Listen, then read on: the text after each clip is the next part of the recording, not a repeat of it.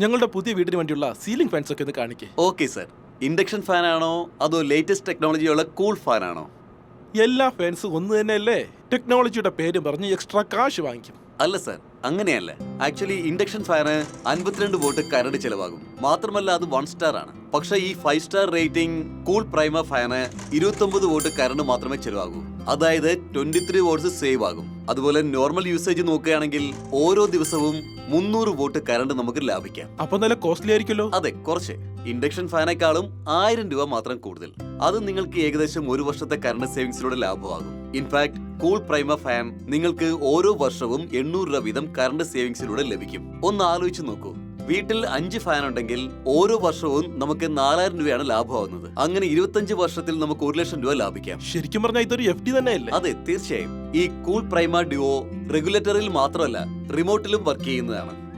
മതി മതി, നിങ്ങൾ കൂൾ പ്രൈമയുടെ 5 ഫാൻസ് പാക്ക് ചെയ്തോളൂ. കൂൾ ഫാൻസ് കറണ്ട് സംരക്ഷിക്കുന്നു, പണവും സംരക്ഷിക്കുന്നു.